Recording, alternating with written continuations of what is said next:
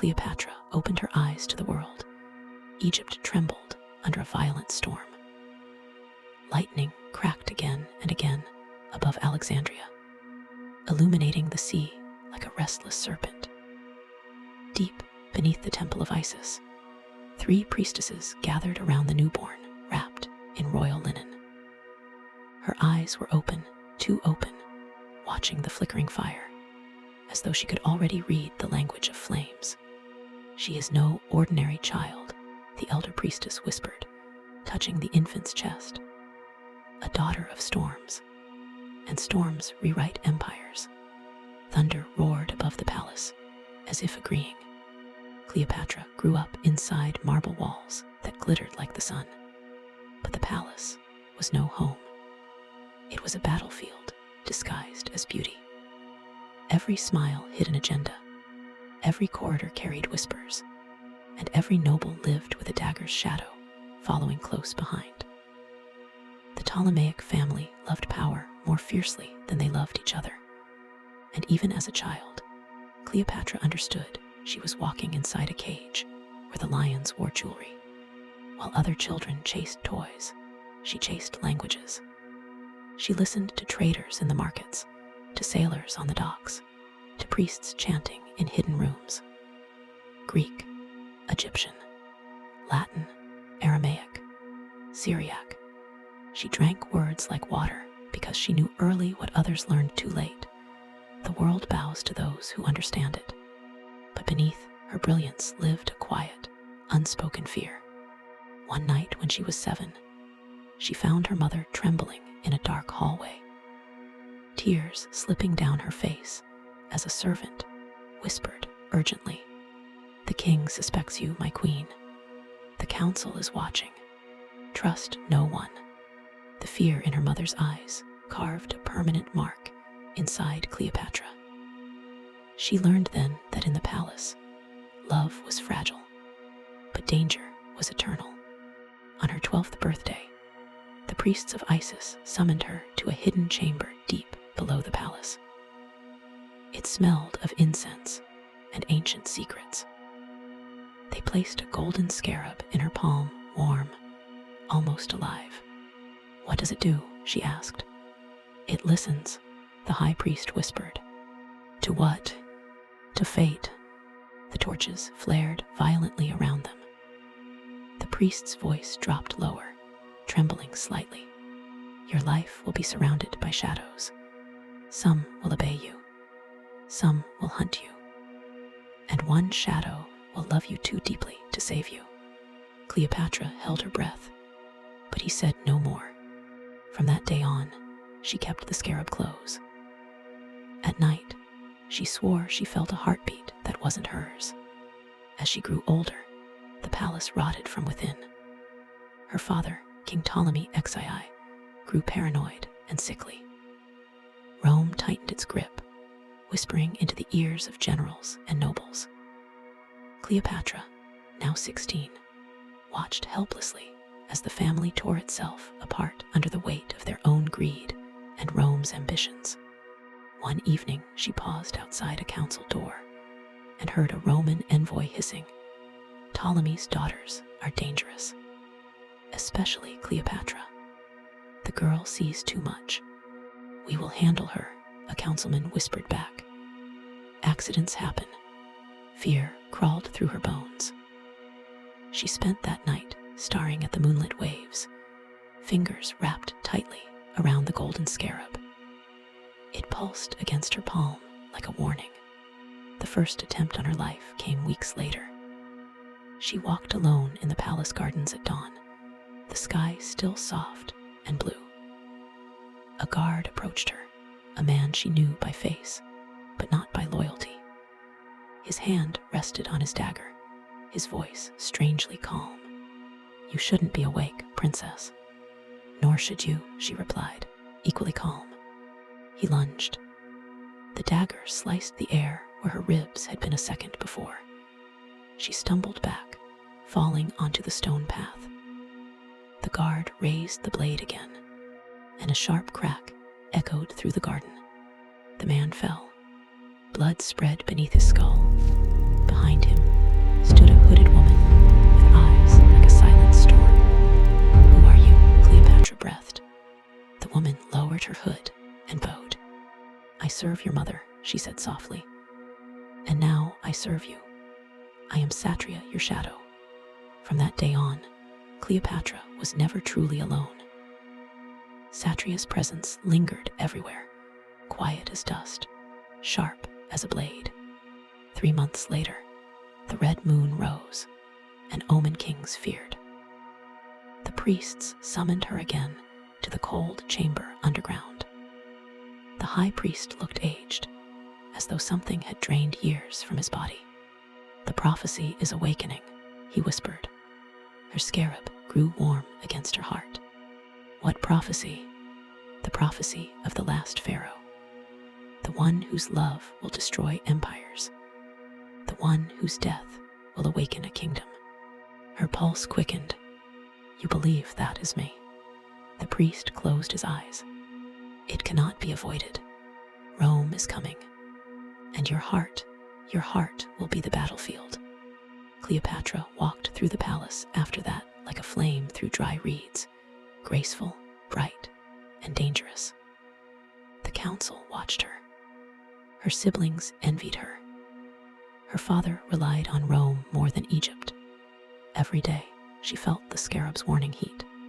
Every night, she saw Satria's silhouette in distant corners. Every hour, she sensed a storm forming inside her. Far across the sea, in the heart of the rising Roman Republic, a man climbed the steps of power with the confidence of a conqueror. A man whose footsteps would soon echo through Egypt. A man whose name would intertwine with hers, like fate written in fire. Julius Caesar. And without knowing it, Cleopatra stepped closer to the beginning of a story that would shake the ancient world to its bones. The sea carried whispers long before it carried ships. By the time Cleopatra turned 17, those whispers had grown louder. Rumors that Rome was no longer content with influence. It wanted possession. It wanted Egypt not as an ally, but as a jewel for its crown. Cleopatra felt it in the air, a tension like a bowstring pulled too tight. Even the gulls at the harbor shrieked differently, as if sensing the arrival of something unseen and unstoppable. Her father's fear grew like a fever, and he begged Rome for protection he did not understand. Protection from the Romans was like shelter in a burning house, temporary, and destined to spread the flames. One night, as Cleopatra studied scrolls in her dimly lit chamber, the golden scarab warmed against her chest. It pulsed once, then again, faster. Satria stepped from the shadows silently, her voice low. Something approaches the palace. Cleopatra closed her eyes, listening. The wind pushed against the palace walls, carrying with it foreign sounds, not Egyptian whispers, but Roman footsteps echoing in the courtyard. She moved to the window and saw them. Men in red cloaks, armor glinting beneath the torches. Her blood chilled. Rome had arrived not as a guest, but as an omen. The next morning, the palace bustled with unnatural energy. Her father had invited Roman envoys to dine in the Great Hall, but their presence felt more like vultures circling over a wounded lion. Cleopatra joined the feast with calm grace, though she felt the scarab pulse under her gown like a warning drum. The Roman envoy, a man with sharp eyes and a mouth that never smiled, observed her with unsettling interest. He studied her not as a person, but as a question Rome intended to answer. "You are educated," he said, sipping wine. "Word in Rome is that you speak more languages than any member of your family. I find it difficult to negotiate with the world if one cannot speak to it," she replied smoothly. His eyes narrowed. "And what will you say when the world demands your throne?" She smiled gently, dangerously. I will answer in the language it respects most. Satria, standing hidden behind a pillar, shifted slightly. Her fingers touched her concealed blade. Cleopatra remained poised, but inside, a storm roared. Days passed, and Rome's men wandered the palace freely. They studied everything: the guard routes, the treasury, the servants, the princes. Cleopatra knew what they were doing: preparing, measuring, deciding. One evening, during a crimson sunset, Cleopatra walked along the palace balcony, overlooking the sea. The wind pulled at her hair, and the horizon glowed like molten gold. She sensed she was being watched. "You shouldn't be alone, princess," a voice murmured behind her. She turned to see the Roman envoy again. He stepped close, too close, his eyes calculating. "Egypt is fragile," he said quietly. "Rome could offer strength, but strength must be earned." Cleopatra stepped back. "I do not negotiate my country's freedom behind closed doors." He smiled thinly. "Good, because soon your father will no longer rule. Rome has other plans and other faces for its throne."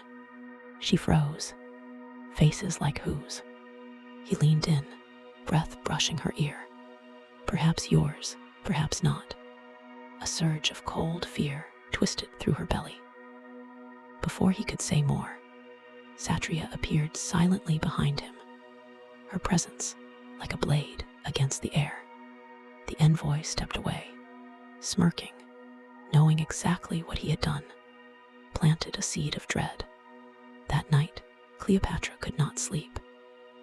She sat by her window, staring at the moonlit waves crashing softly against the harbor walls.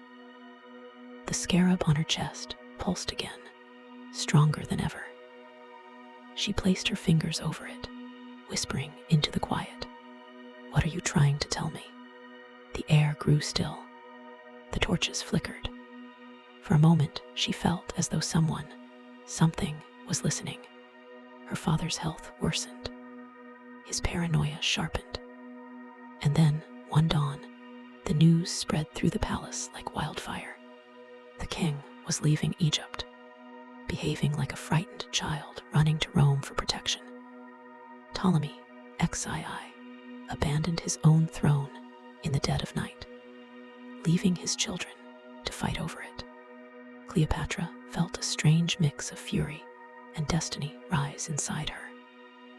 She had known this day would come, but she had not expected it to arrive with such cold finality. Without a ruling king, the palace became a pit of vultures tearing at power. Her siblings moved swiftly. Her sister Arsinoe whispered to generals. Her brother Ptolemy XIII, still a boy, was manipulated by corrupt advisors hungry for control.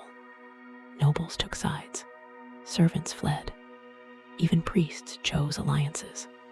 Cleopatra stood in the middle of a hurricane. Satria slipped into her chamber one night, pale with urgency. "They are plotting," she murmured. "They want your brother on the throne, and they want you gone." "Gone," Cleopatra whispered, "or dead." Satria lowered her eyes. "There is no difference in their plans." The next morning, Cleopatra walked into the great hall and saw the truth carved in every face. She had become the threat they needed to remove. Their fear of her intelligence outweighed their need for stability. Her heart beat steadily. She felt the scarab warm again. Rome was coming. Her family was turning. Her destiny was stirring like a sleeping giant. Within days, her enemies moved. They stripped her of power, cornered her allies, seized her guards. And then, in a swift, silent stroke, they forced her from the palace, exiled her into the desert with only a handful of loyal followers. Egypt's brightest mind cast into the sands. Cleopatra rode into the wilderness under a sky of burning stars, her heart heavy but unbroken. The desert wind whipped against her face as she looked back at the palace glimmering in the distance. She whispered to the darkness, "You will regret this." Miles away, across the Mediterranean, a man was preparing to cross the sea with legions at his back. A man whose ambition matched her fire. A man whose arrival would rewrite everything. Julius Caesar, marching toward Alexandria, and Cleopatra, cast out and underestimated, would soon find him, not as an enemy or savior, but as the unexpected key to reclaiming Egypt. The storm was no longer gathering. It was beginning. The night after the great feast, Cleopatra walked alone along the marble corridor of her palace, the oil lamps flickering like frightened stars, trying to hide secrets from the darkness. The air smelled of blue lotus and desert wind, and each echo of her footsteps felt like a reminder she was not walking through a palace. She was walking through a battlefield disguised as gold. Somewhere behind every curtain, behind every carved wall, eyes watched her. Some loyal, some treacherous, and some pretending to be both. Her heart was no longer soft, but it was not stone either. It beat with a strange mix of longing, suspicion, and an ache she could never admit even to herself. She paused at the end of the corridor and placed her hand on the cold surface of a pillar carved with the face of Isis. A goddess, a mother, a queen. Cleopatra wanted to be all three, and yet she felt like none.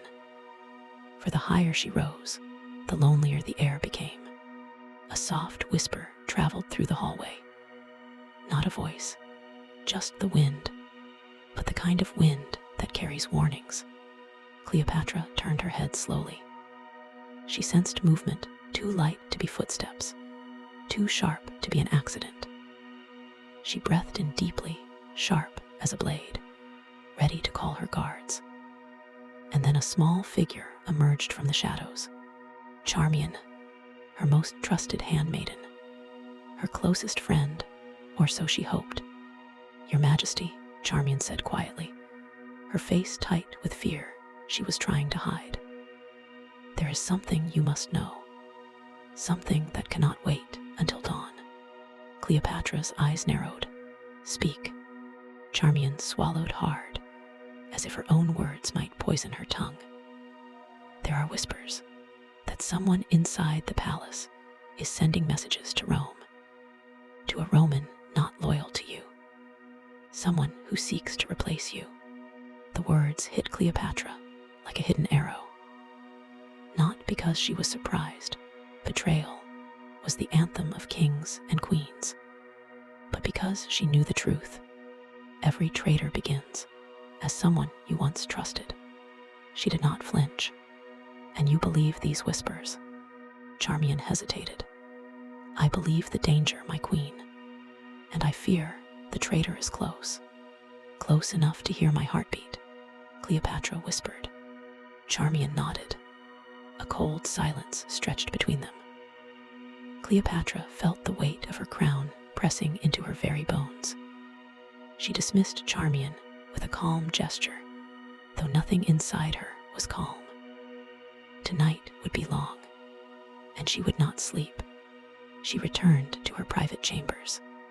The great doors closed behind her, muffling the world. A single lamp burned. The golden shadows trembled. On her desk lay a scroll she had left unopened.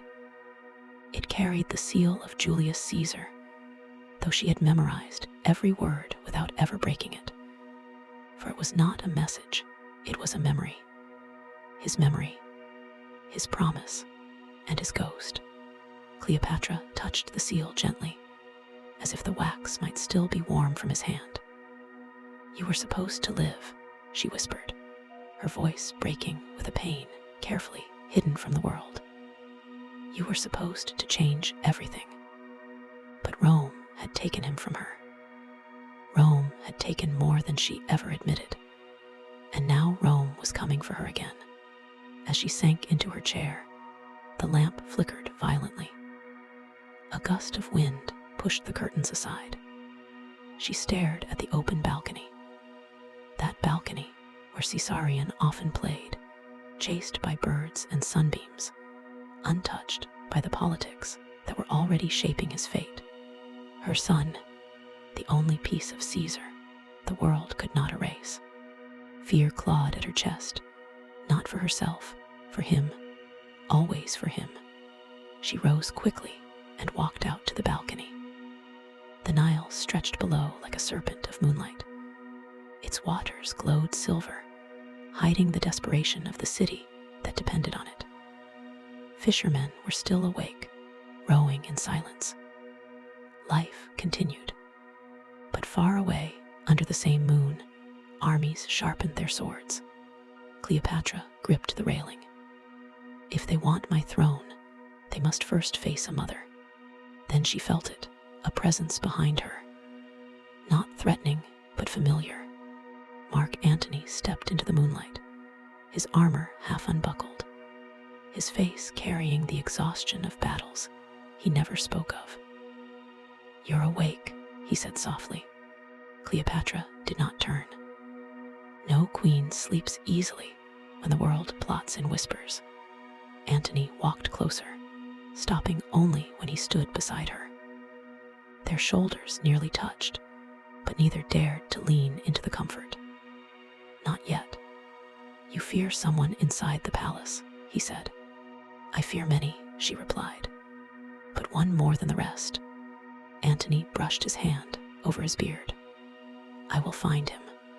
She shook her head slowly. "No, traitors reveal themselves when they believe no one is watching. So let them think I am blind." Antony studied her profile, the firmness of her jaw, the sadness buried under her strength, the fire in her eyes when the world tried to dim her. "You lead with your mind," he whispered, "but you carry your heart like a shield." She turned to him, their faces inches apart. The air thickened, not with romance alone, with danger, with trust, with two people carrying empires on their backs. "I cannot afford to carry a heart," Cleopatra said. "Not anymore." Antony gently brushed a strand of hair from her face. "Then let me carry it for you." Her breath trembled, but before she could answer, a loud clang echoed through the palace. Running footsteps, panic. A guard burst into view, kneeling instantly. "Your Majesty, someone has broken into Caesarion's chamber." The world froze. Cleopatra's heart dropped into a pit of ice. Antony's hand went to his sword. "Is he hurt?" she demanded. "No, my queen, but the intruder escaped." And they left this. The guard held up a small object glinting under the moonlight. A Roman seal. Antony's jaw tightened. Cleopatra's fingers curled into fists. The warning was clear. This was only the beginning. Without another word, Cleopatra swept past them, her steps turning from fear into fury. No one threatened her son and lived. Her voice echoed through the halls, sharp and merciless. "Lock the palace. Search every room. No one leaves until I see the face of the traitor hiding among us." The guards scattered. Antony followed her, his voice lower, urgent. "Cleopatra, this is a message." "No," she whispered. "This is a war declaration." And in her eyes burned a fire even Rome would fear. The palace shook with tension as Cleopatra strode through its vast corridors, her golden robes trailing behind her like a storm's wake. Servants pressed themselves against the walls. Guards moved with swords drawn. Every flicker of torchlight seemed to whisper of betrayal. But Cleopatra's mind had narrowed to one thought: who had dared to step into her son's chamber? She entered Caesarion's room swiftly. The boy slept peacefully, curled against his blankets, unaware of the danger that came and vanished like a phantom. She moved toward him slowly, her breath tightening in her chest as she brushed her fingers through his hair. A mother's touch, tender, fragile, aching. Antony stood behind her, silent as stone. For the first time tonight, Cleopatra allowed her fears to slip through the armor of her voice. "They would harm a child," she whispered. "A child, Antony. A boy who wants nothing more than to chase butterflies along the river." Antony lowered his head. "Rome does not fear innocence." Cleopatra's eyes hardened. "Then I will make them fear me." She covered her son with one more blanket and motioned for the guards to surround the room. "No one enters without my command, not even a shadow." Outside the chamber, the palace gates slammed shut. Torches blazed hotter. The air turned thick with suspicion. And somewhere deep within the palace walls, someone watched. Hours passed, but sleep refused to visit Cleopatra. Instead, she walked to the map room, a chamber filled with scrolls, ink pots, and maps of every land her ancestors ruled. The room glowed with lamplight, the shadows stretching across the map of Egypt like dark serpents waiting to strike. Antony entered quietly, arms crossed. "You called for me." Cleopatra looked at the Roman seal the intruder left behind. She held it without trembling, but inside she felt a storm. "This seal does not belong to Rome," she said. "Not directly. It belongs to a man in Rome." Antony stepped closer. "Who?" She stared at him, her voice cold. "A man who hates me. A man jealous of Caesar's trust in me. A man who believes the child I gave Caesar threatens his dreams." Antony clenched his jaw. Octavian. The name hung in the air like a curse. Cleopatra's expression darkened. "He hides behind diplomacy, behind polite letters and measured smiles. But inside him lives a hunger for power so sharp it cuts through oceans." Antony paced.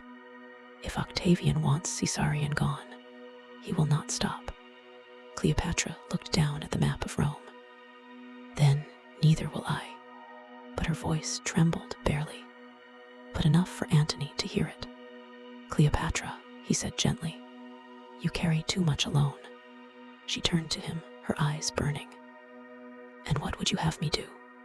Cry, kneel, beg the gods for mercy, while my enemies sharpen knives in the dark?" Antony took her hands.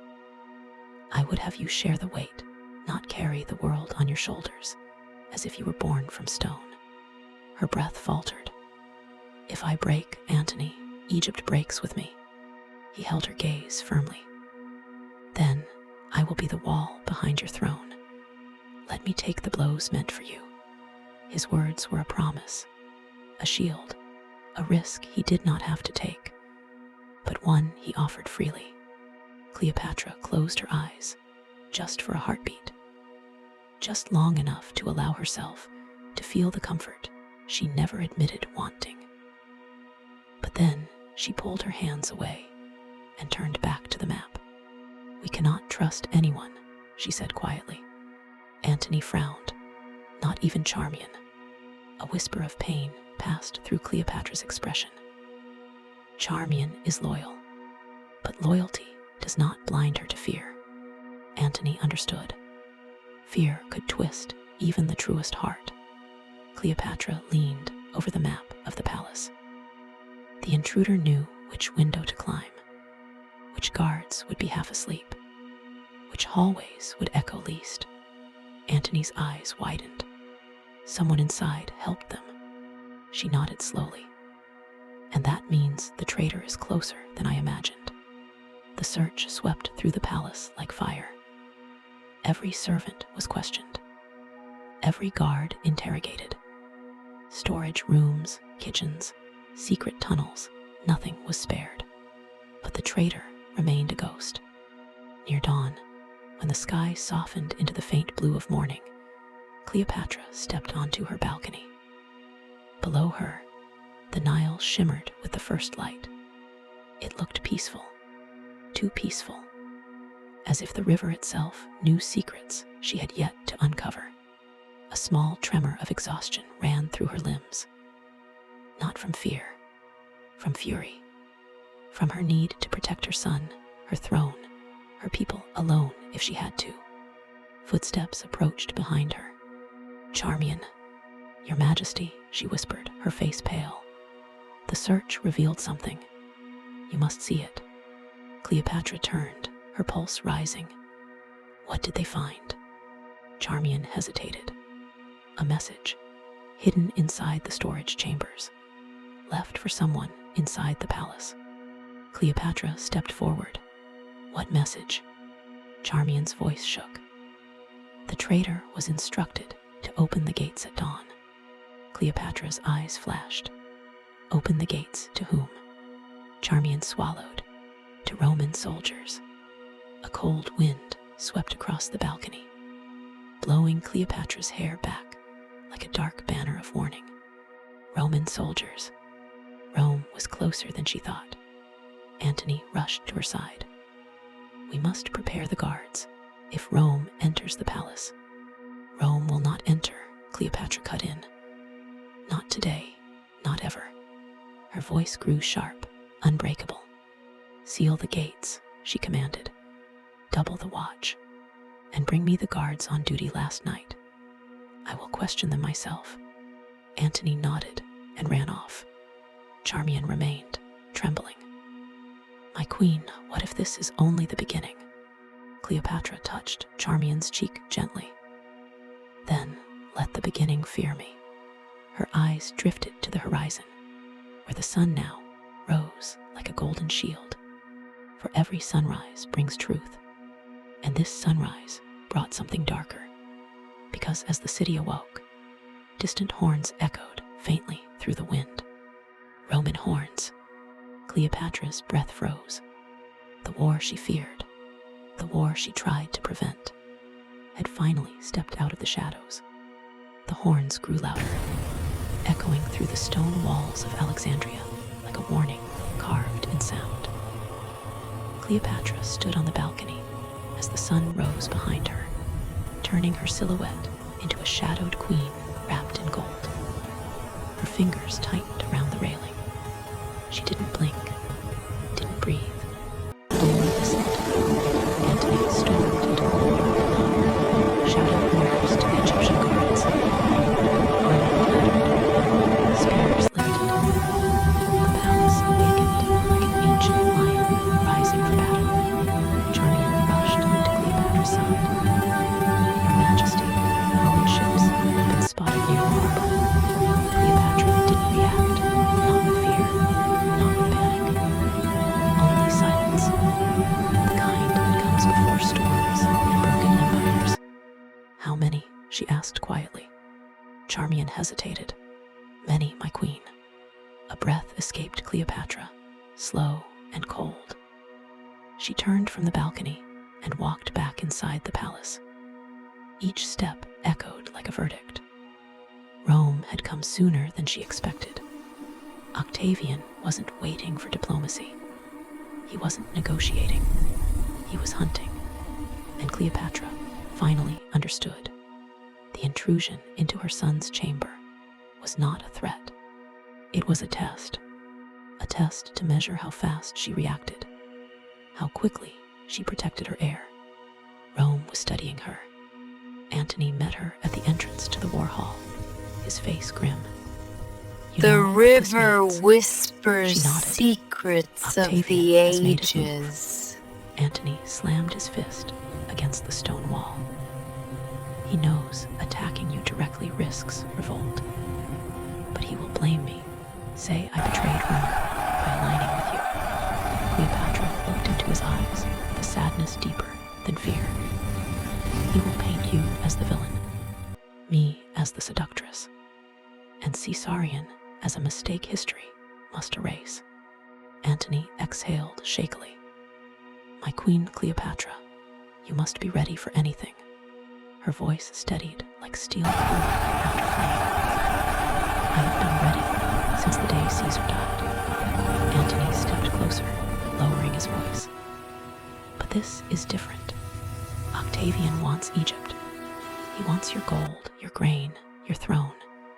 he wants him. His eyes flicked toward Caesarion's chamber. Cleopatra's heart tightened painfully.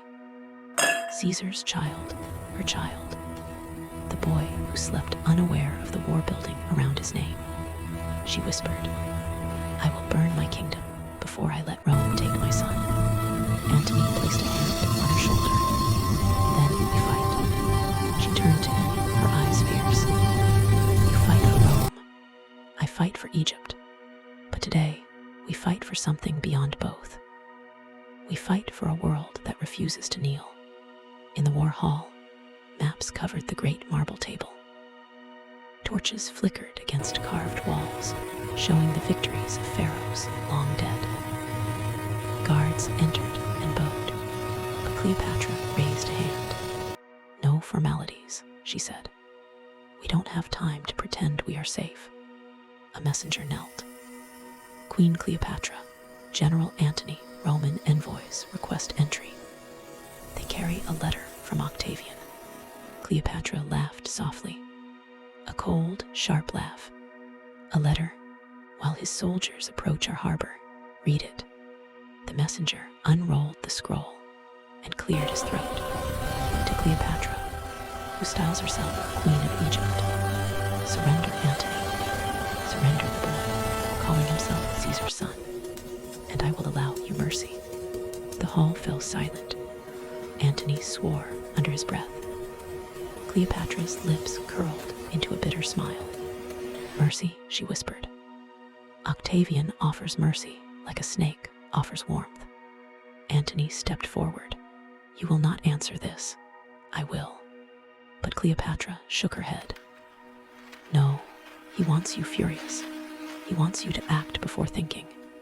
He wants me scared. He wants to divide us." Antony looked away, fighting the truth of her words. "There is no mercy from Rome," Cleopatra continued. "Only conquest dressed as kindness." A guard entered suddenly, breathless. "Your Majesty, the people of Alexandria gather at the gates. They are afraid. They look for you." Cleopatra stood tall, Of the Nile her posture shifting from eternal. wounded mother to unbreakable queen. "Then I will give them strength."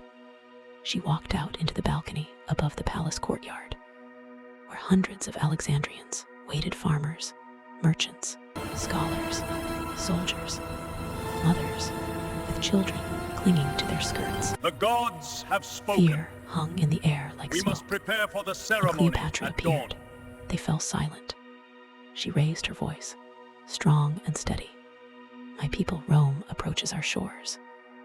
They come not for peace, not for friendship, but to chain the Nile itself." The crowd stirred with anger and fear. She continued, "They demand my child. They demand your future. They demand your gold, your land, your lives."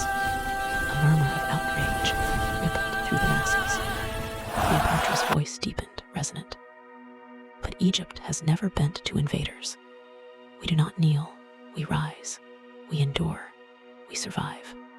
A wave of fierce pride spread through the crowd. Torches lifted. "Stand with me," Cleopatra said. "Stand with your queen.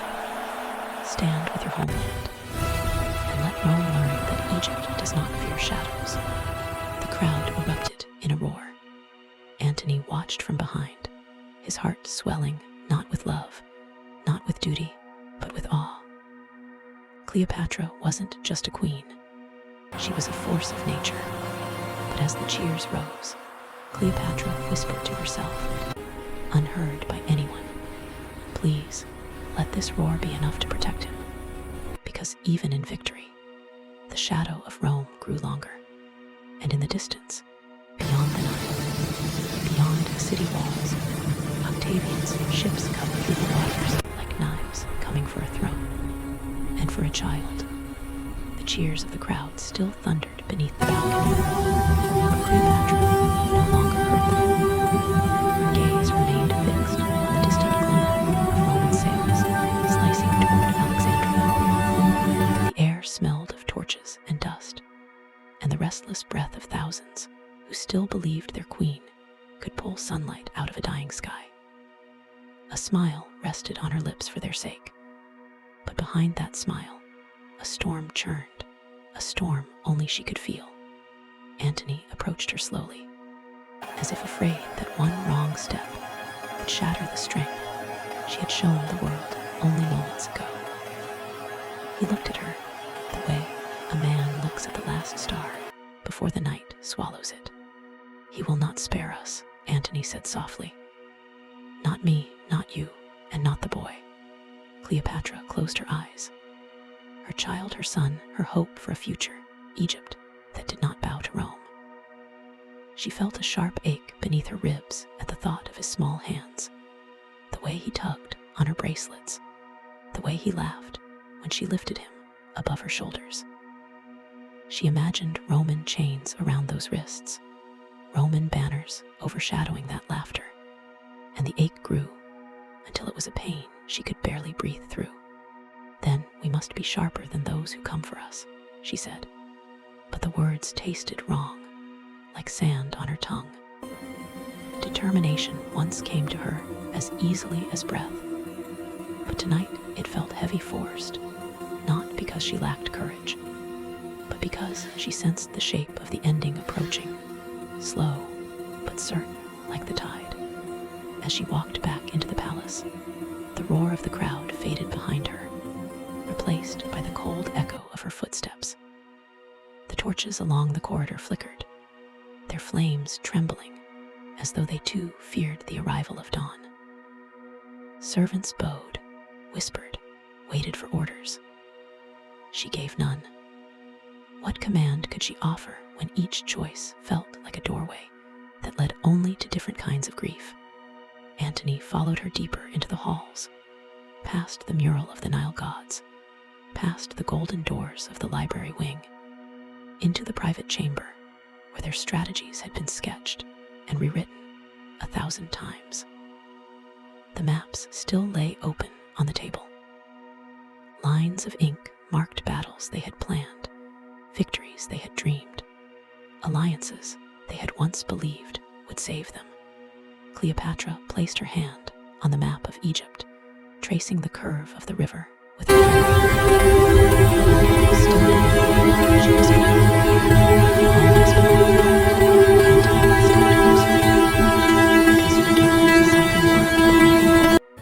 She shook her head slowly, her gaze distant. Belief cannot stop Roman steel. Antony's jaw tightened. "Then I will stand on the front lines. I will fight until my last breath. You will die." She did not say it cruelly. She said it softly, with the cruelty of truth. He swallowed. "Better that than watch Rome drag you through its streets." Cleopatra lifted her gaze to him, those storm-filled eyes holding a secret only she knew. She touched his cheek, brushing her thumb over the scar he'd earned defending her years ago. "I cannot lose you," she whispered. Not before the end.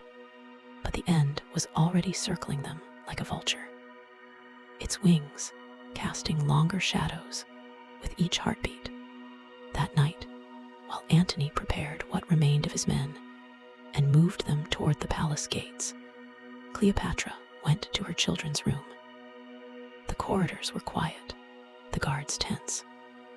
The scent of sandalwood filled the air. Her daughter, young Cleopatra Selene, slept curled against her brother.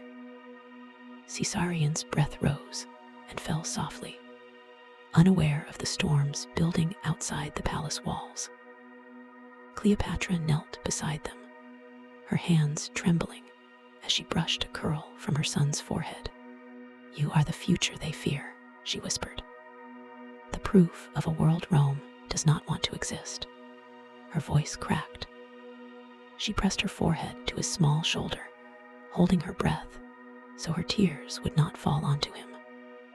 Her daughter stirred slightly, fingers twitching, as if sensing her mother's grief even in sleep. Cleopatra kissed them both slowly, gently, memorizing the warmth of their skin, the softness of their hair, knowing she might never feel it again. When she rose, her knees threatened to give way. A mother's heart was not made for such goodbyes. The following morning brought smoke on the horizon. Rome's ships unfurled their banners, and the first horns of war sounded across the water. Antony's soldiers braced themselves as the city trembled with fear. Cleopatra watched from the palace tower, her fingers gripping the railing until her knuckles turned white. The battle began like an earthquake, shouts, metal, drums, the crash of shields. Antony fought at the front with wild desperation, each strike a refusal to let fate decide his ending. But Rome was endless. Their lines stretched across the coast, pouring into the city like a flood. Antony's men fell back. Panic spread through Alexandria's streets. Fires erupted near the harbor as Roman catapults released their burning payloads. Cleopatra felt her heart tear as she watched Antony surrounded. For a moment, she thought she saw him fall, but he rose again, staggering, bleeding, refusing surrender. She pressed her hand to her mouth, choking on a cry. When the palace guards dragged her from the tower for her safety, she fought them. "Let me go," she demanded. "I will not hide while he..." But it was too late. Hours later, Antony was carried into the palace courtyard, his body limp, his skin pale, his armor stained with dirt and blood. Cleopatra ran to him, falling to her knees beside him, her hands shaking violently as she touched his face. His eyes opened barely, finding her through the haze. "My queen," he whispered. Her tears fell freely now, unrestrained. "Stay with me. Please stay." Antony's lips curled into the ghost of a smile. "I fought until the end." His breath grew shallow. Cleopatra bent over him, pressing her forehead to his. "You were my strength, my shield, my fire." Her voice cracked. "I should have died with you." "No," he whispered. "You must choose your own ending." His chest rose one final time, then fell, and did not rise again. A sound broke from Cleopatra's throat, a sound unlike anything she had ever made. Not a queen's cry, a woman's cry, a heart tearing itself apart. For a long time, she knelt beside him, rocking gently, as the palace burned around them, and the world she had built slipped through her fingers like sand. By evening, Octavian's envoys demanded her surrender, but Cleopatra had no surrender left. She prepared her chamber with quiet precision. The fig basket waited in the corner, innocent to the untrained eye. Eras and Charmian stood beside her, their faces streaked with tears. The air was heavy with the scent of jasmine and fate. Cleopatra removed her crown first. It felt lighter than she expected, as if it had been carried by ghosts for years. She placed it gently on the table. Then her bracelets, her necklace, the symbols of a kingdom that would end with her. She stood before the polished bronze mirror, seeing not a ruler, but a woman who had loved fiercely, fought endlessly, and lost almost everything except her will. "Rome will not parade me," she whispered. "I will not be their trophy." Her voice trembled only once when she thought of her children. She prayed that they would live, that Octavian would see value in them beyond politics, that the gods, if they still listened, would protect what remained of her heart. When she reached into the fig basket and felt the soft movement within, she did not flinch. A whisper of pain, a colder whisper of peace. Her strength faded slowly, like a candle exhaling its final breath. She lowered herself onto the couch, her limbs growing heavy. Charmian wept quietly. Eras knelt beside her, holding her hand. "Is it done well, my queen?" Charmian asked through tears. Cleopatra smiled faintly, her eyes drifting toward the window, where the the last light touched the Nile. "It is done as a queen," she murmured. Her breath softened. The room dimmed. Her heartbeat slowed, steady, then softer, then gone. The last queen of Egypt left the world with dignity untouched, love remembered, and a legacy that even Rome could never silence. In the silent chamber, the Nile wind moved the curtains gently, as if offering its own farewell, an ancient river mourning its final queen.